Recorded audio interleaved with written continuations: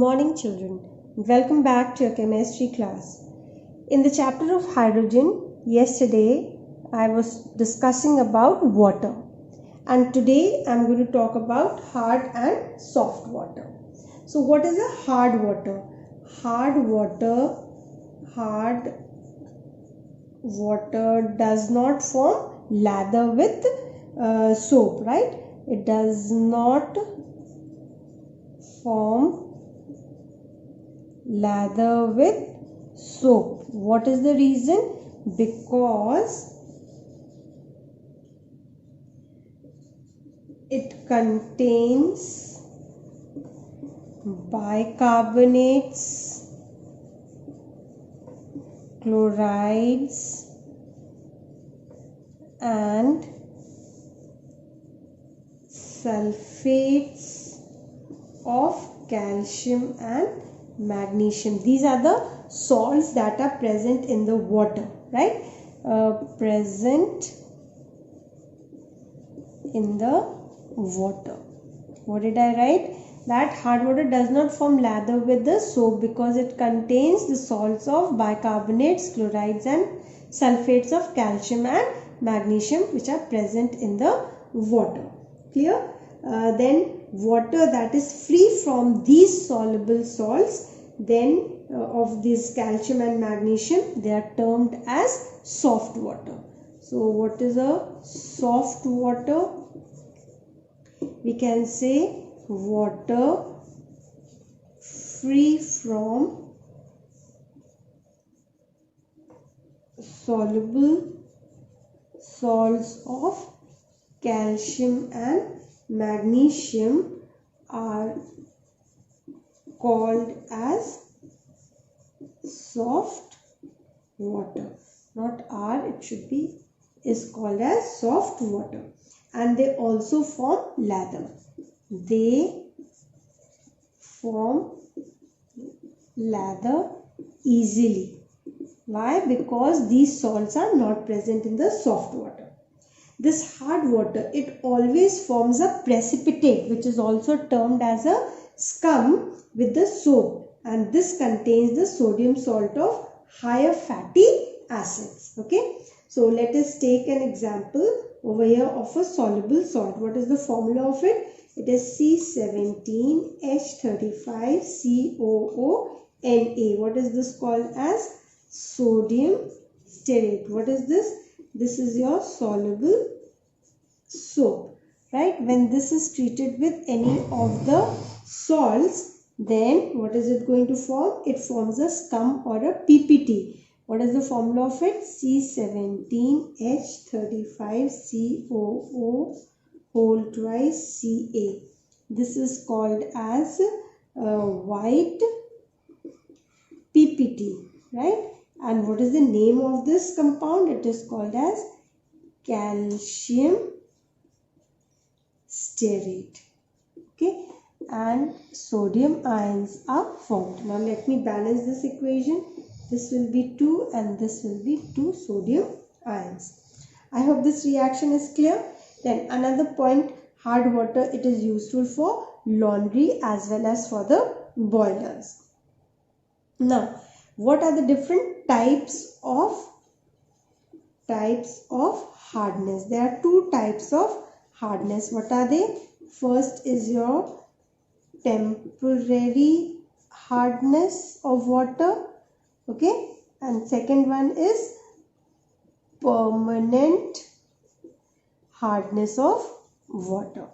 So now I'm going to talk about temporary hardness and then followed by permanent hardness.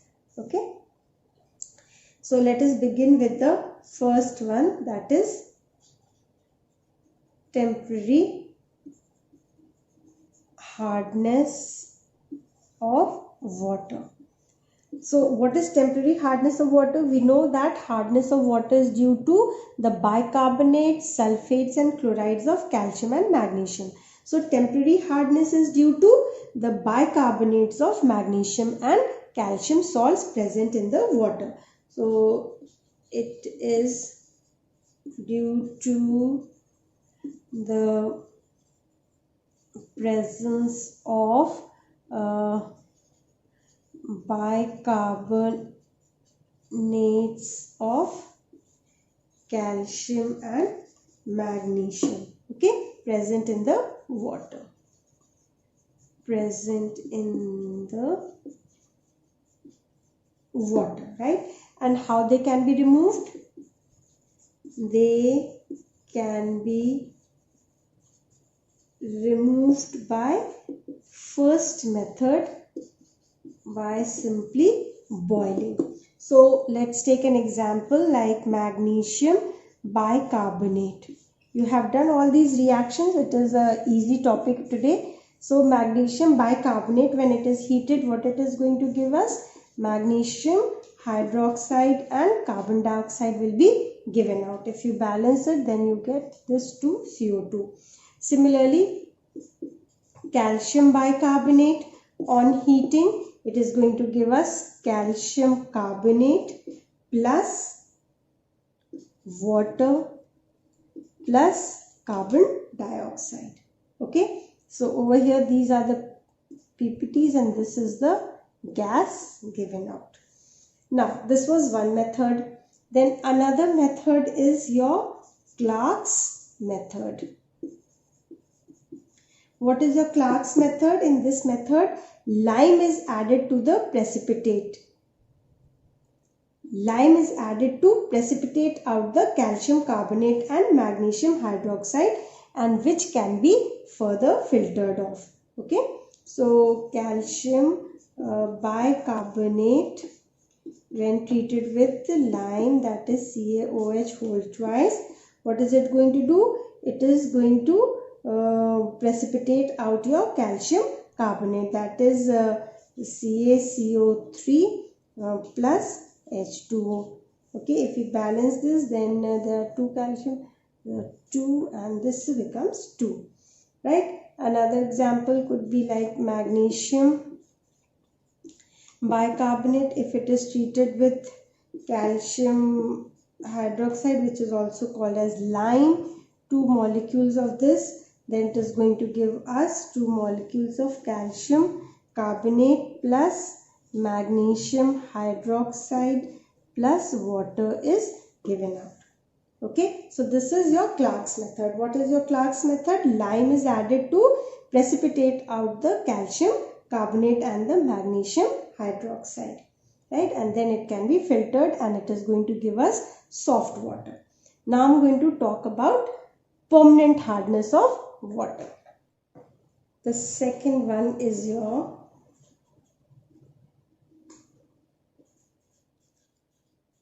permanent hardness. Now, permanent hardness of water is due to what? It is due to the soluble salts of chlorides and sulfates of magnesium and calcium which are present in water. So, it is due to the presence of magnesium and calcium in the form of, what did I tell you? Chlorides and sulfates in water. Clear? And how can they be removed? This cannot be removed by boiling, remember. Permanent hardness of water cannot be removed by boiling. So what are the different methods for removing permanent hardness? So methods for removal, right? The first method that we need to study over here is to treat this water, permanent hardness of water, with washing soda. So first one we talk about washing soda. So let's do certain reactions. Let me take the calcium or magnesium. I am writing M over here. So M over here will mean either calcium or it can also mean magnesium. Okay. So let me take MCl2, that is magnesium chloride or calcium chloride when they are treated with washing soda, that is Na2CO3, then it is going to give us MCO3 plus NaCl. Have you understood? If your M is calcium, then it gives you calcium carbonate. If your M is magnesium, it will give you magnesium carbonate. Then let us take the sulfate now, that is MSO4 treated with Na2CO3. What is this going to give us? This will give us MCO3 plus Na2SO4. Clear? So the soluble salts are formed over here. Right? So this was one method. The second method is called as Calgon's method. Now, what is Calgon? It is sodium hexametaphosphate, right? And commercially it is what called as Calgon. So I'll write over here sodium hexametaphosphate. This is called as Calgon. And what is the formula of it? We can write it down like Na6P6O18, and this is called as Calgon. Commercially it is called as Calgon, right? And this is added to hard water to make it soft. So let's do the reaction like CaCl2 when treated with, let's use the sodium hexametaphosphate over here. So it can be written as Na2Na4PO3 whole 6, right?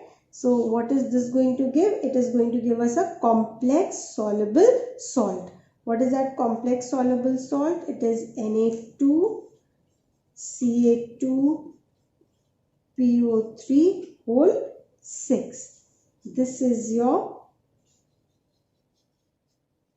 complex salt, right? And also it is going to give us NaCl. Similarly with magnesium sulfate, this Na2Na4PO3 whole 6, this is going to give again a complex salt, that is Na2Mg2PO3 whole 6. What is this? This is your complex salt plus Na2SO4 is formed. So this is one more method for the removal of hardness of water. The third method, it is called as permuted method, also termed as ion exchange method. Okay, so what is this ion exchange method? Over here we use hydrated sodium aluminium silicate, which is also called as zeolite. So I write over here, what are we using? We are using hydrated sodium aluminium silicate. Okay, so what is the formula of this? The formula of it is your Na2Al2Si2O8.XH2O. This is the formula of hydrated sodium aluminium silicate, right? Which is also called as zeolites. Let us do the reaction related to this. So over here, this is represented by the alphabet Z. Z, zeolite or hydrated sodium aluminium silicate. Okay, so let us do some reactions over here.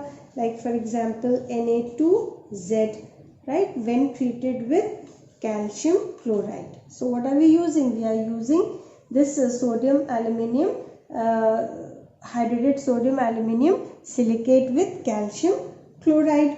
and it is going to give us CaZ plus NaCl will be formed, right? Similarly, we can take this zeolite and treat it with magnesium chloride. It will give us magnesium hydrated sodium aluminum silicate plus NaCl, right? Now this zeolite, it is said to be exhausted.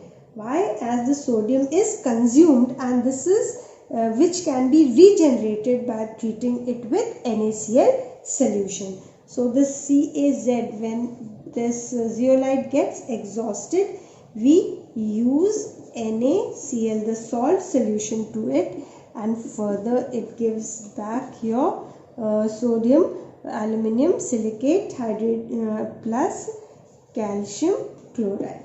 Similarly, magnesium sodium aluminum silicate when treated with NaCl will also give us Na2Z plus MgCl2. So I hope everything about hard and soft water is very clear to you. Now next I am going to talk about heavy water.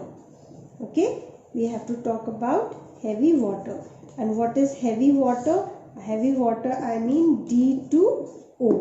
So this heavy water, it can be prepared by the exhaustive electrolysis of water, or maybe as byproduct in some of the fertilizer industries. What are they used for? They are used for the preparation of other deuterium compounds. For example, like CaCl2 calcium carbide, when treated with the heavy water, what is it going to give? C2D2 plus CaOD whole twice. So it is used for the preparation of other deuterium compounds. Okay. Similarly, you can use Al4C3 plus D2O. It forms CD4 plus aluminium deuterium. So this D2O, that is your heavy water, it is extensively used as a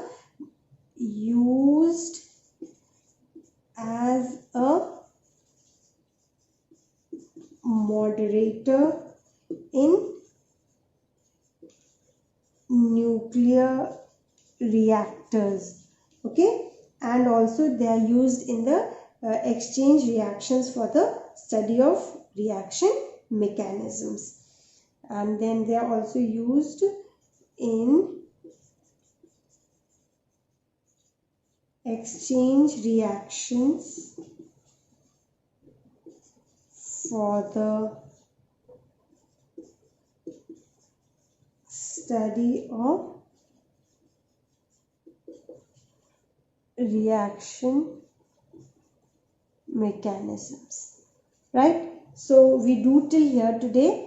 Next chemistry period I shall come back to you with hydrogen peroxide.